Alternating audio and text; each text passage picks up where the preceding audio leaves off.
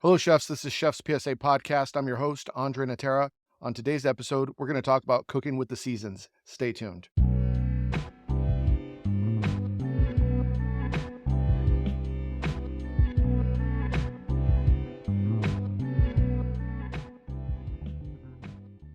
Before we get into it, I'm going to tell you what I've been working on. I've been working on a rap song. So the intro music that we have on Chef's PSA, as I like to say, the porno music, I've been thinking about replacing maybe the intro, maybe the outro. So I have a new rap song that I've been working on.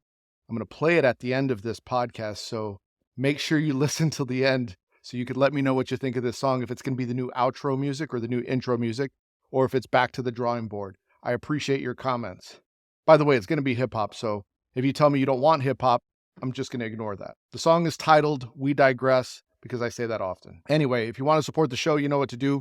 If you're listening on Spotify, make sure you subscribe, comment, and as always, make sure you leave 5 stars, nothing less than 5 stars. Leave anything less than 5 stars on someone else's podcast. You like me, and I like you. Nothing less than 5 stars. If you're watching on YouTube, make sure you hit the subscribe button and let me know what you think of the episode.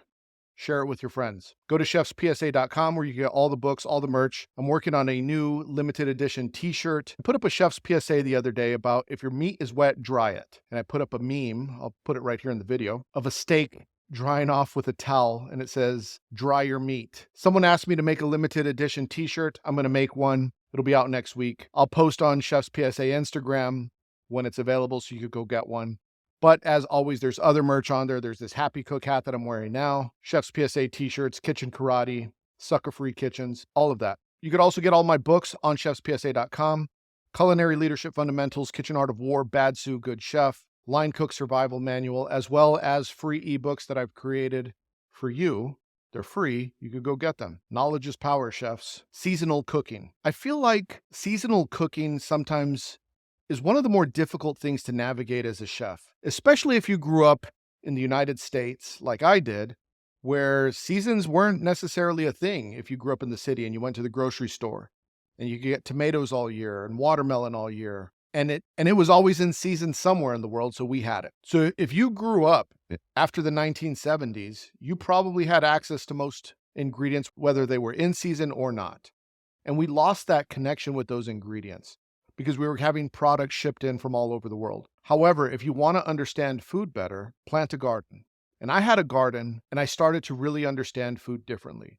I understood that not only does food transition over the season, early when it's unripe, as Rene Redzepi likes to say, perfectly unripe, to when it's overripe, the fruit we're talking about. Or that things that we call a summer fruit sometimes have a very limited season. So what we call a summer fruit might just be 1 month throughout the whole summer. The tomatoes are perfect, maybe twice. The watermelon is only available from August to September, but yet we think of watermelon as a seasonal fruit, and there's micro seasons when we're talking about seasonality. There's also preservation methods that we could look at, from fermentation to canning to pickling to curing and salting, so that we have those ingredients throughout the entire year. And some of these old world practices that our ancestors were doing that have now become fashionable in the chef world. Because now we're discovering flavors. We didn't need a can or ferment or all of that for so many years because you just went to the grocery store and got it.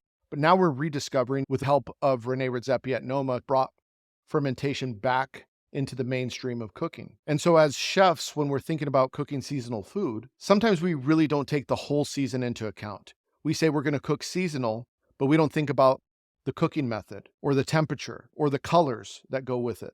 We sometimes just think, oh, we're going to cook seasonal, so let's just look at morels and asparagus in the spring, and stone fruit in the summer, and cruciferous vegetables in the winter, hard squash in the fall. And that's the extent of the seasonal cooking. And there's nothing wrong with that, but that's just the basic point of entry. So today I want to talk about a more complex way to think about seasonal cooking. And we're going to break it down season by season, starting first with the spring because we're headed into spring. When you think about spring, initially you think about some of the produce that starts coming into season. Like I said, asparagus, morels, fresh greens start to sprout up.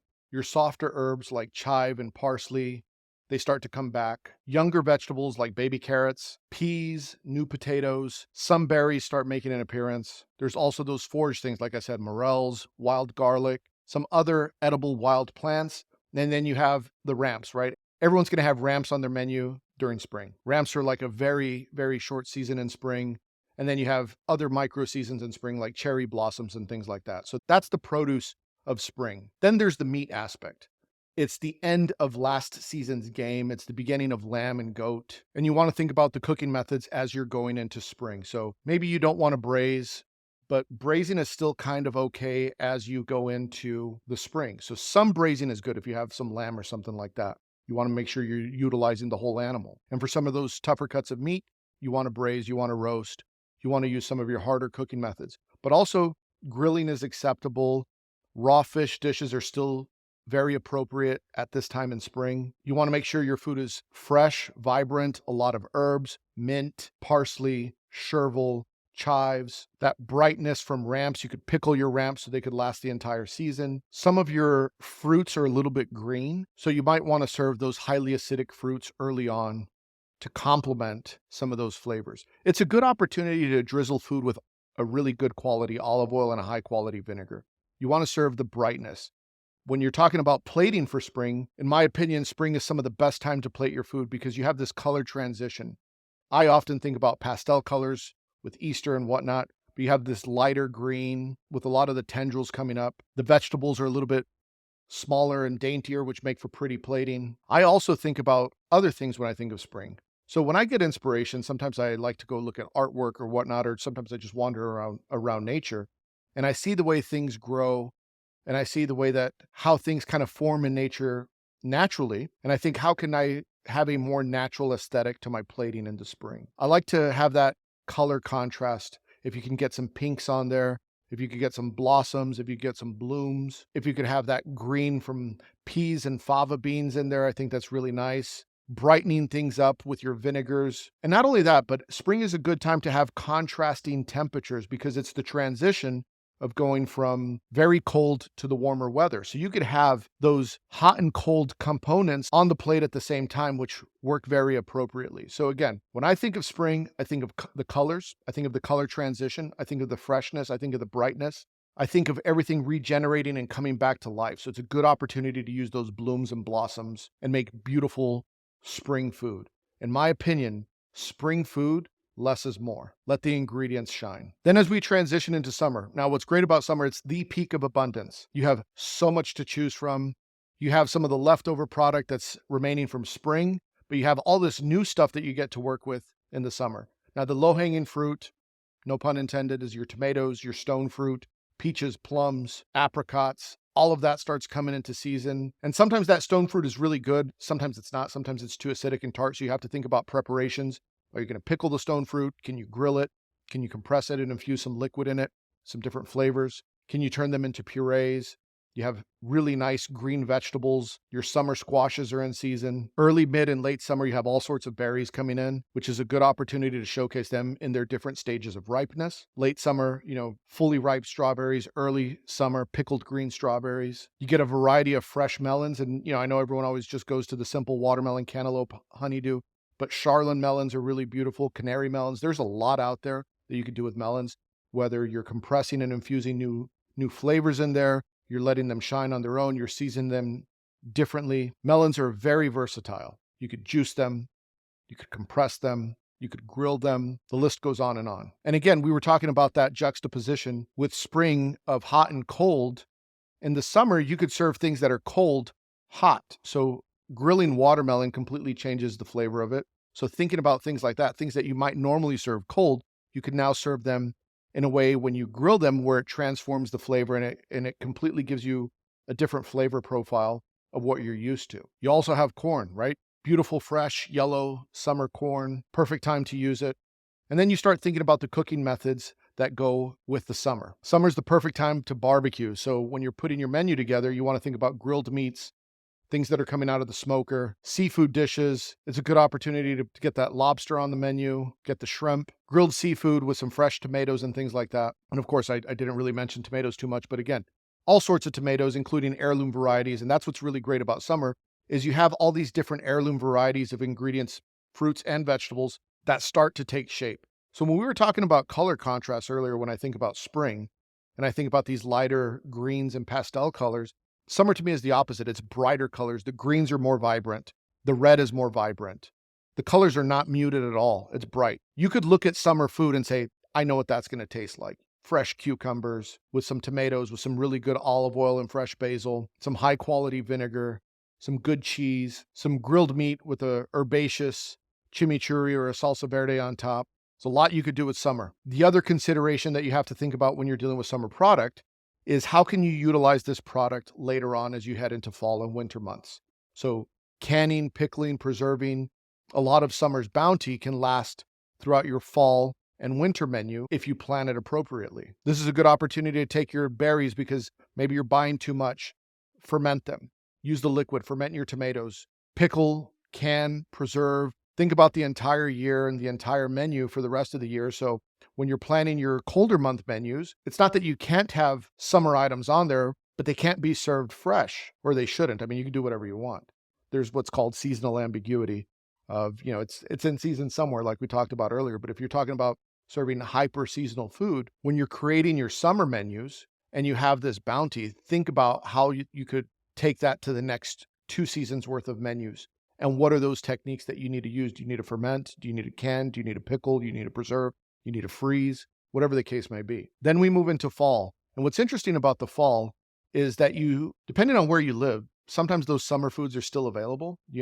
I live in Texas and sometimes summer doesn't end until November. But what's really interesting about fall is you get a whole new crop of things that I find interesting because you could get tomatoes pretty much year round, but you can't necessarily get acorn squash or curry squash or kabocha squash year round. So sometimes fall really is just fall. And during fall, you have all the squashes, butternut, acorn, pumpkin. All your root vegetables start to come in, from beets to parsnips to salsify. Apples start coming in. It's a perfect time to start thinking about how you're going to incorporate different varieties of apples in your food, which I love apples personally. I probably really do eat an apple a day. You have pears coming into season.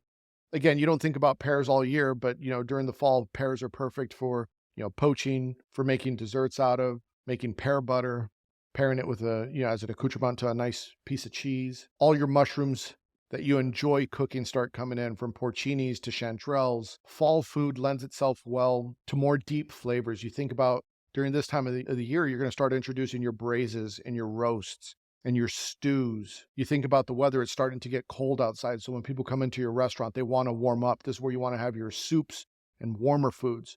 It's not necessarily the time that you can't have cold dishes, but it's a good opportunity to go to fewer cold dishes. Maybe you don't have as many on the menu. Like common sense, don't serve a gazpacho in the fall. You wouldn't do that. You'd serve gazpacho in the summer or in the spring. So your warmer things, you want to keep in mind that that's what you're going to do as you get closer to the fall. Fall is comfort food because when you also think about the meats, you think about turkey, venison, duck. Again, the spices that go into fall. So I often think of those fall spices that when you go into someone's house and they light that fall scented candle, right? Those spices also incorporate well into the food, into your braises, into your stews, into your seasoning. Duck is really popular around this time. Duck lends itself well to a lot of different spices. People put on a little bit of weight during the fall. That's when the weight starts to creep in. So now you can have more bread items. Thanksgiving is the classic stuffing, right? And with that slow cooking, you're going to develop deep, complex flavors, showcase different culinary techniques that are a little bit longer to cook. It's a good opportunity to have those braised short ribs on the menu. Sauces could be a little bit heavier. You could finish them more with butter, cream. When it comes to plating, you'll also look at things like fall colors, right? So you think about autumn, you think of those deep reds, the oranges. You could char things a little bit more. And I think that's going to lead to that fall aesthetic on the plate. I love garnishing with hibiscus leaves that kind of look like little maple leaves on the plate. So again, those things work really well during the fall. And then we cap it off with winter. Winter starts producing a lot of different things. You think about citrus, your hardy greens like kale and chard and collards. Those are good for the winter. Your root cellar, your onions, your potatoes that are stored from the fall. You still have squashes available like kabocha or Hubbard squash. And then you're incorporating items on your menu that you preserved from the earlier seasons. Your pickles, your jams, your preserves. So it's not that you can't serve strawberries in the winter, but they should be transformed from the way that they were served in the warmer months. And then again, as you're in the winter, it's still those slow braising techniques, the stews, the roasts. Preserved meats like sausage and charcuterie are also ideal for the winter. Braising, stewing, sous vide, right? I mean, you really do sous vide all year, but I personally like using sous vide for for the winter. If we're talking about sous vide vegetables or whatever, you could pretty much throw them in for about an hour and a half at 194 Fahrenheit, and they usually come out perfect. And winter can sometimes be very challenging when you're writing menus because it's easy to think back and say, well, we could just put tomatoes or we could just put asparagus. But if you're trying to be a hyper-seasonal restaurant, a lot of those things are no longer available. If you're only buying what's in season, like I said, it's in season somewhere. But I would encourage you to restrain yourself if you're running that type of restaurant that is hyper-seasonal focused.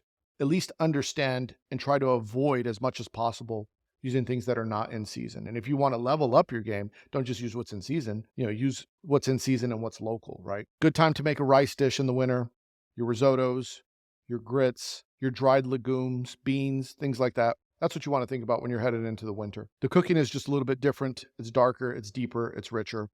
The colors are a little bit more muted, but the flavors are a lot more powerful and robust. Sometimes when you're cooking very heavy winter style, you need to add a little bit more acid in there because a lot of the foods aren't naturally acidic. You have that natural sweet and sour that you get from the spring and the summer, but that's not fully available in the winter. So you got to think about incorporating your citrus and things like that. But this is the best part about being a chef is you have access to ingredients. You're able to create.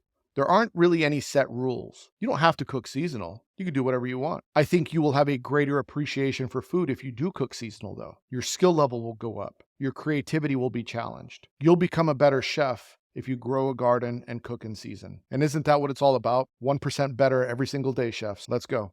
Anyway, if you want to support the show, you know what to do. Make sure you leave 5 stars. Go to chefspsa.com where you get all the books and all the merch. And stay tuned because here we go. Porno music is different this time. We digress. Yo, it's André in the kitchen, mixing, dropping chef knowledge, no fiction, stirring up the beats, heating up the session. Listen close, class is in session. We digress, back to the test. Chef's PSA, we only bring the best. From the stove to the mic, I confess. We digress, we digress. We digress, oh, we digress. Back to the quest, chef's PSA, we only bring the best. From the stove to the mic, I confess. We digress, we digress. We digress. We digress. Slicing through the myths with precision, serving up the truth, no division.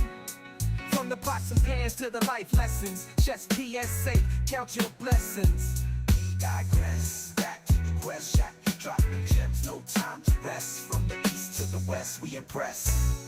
We digress, we digress.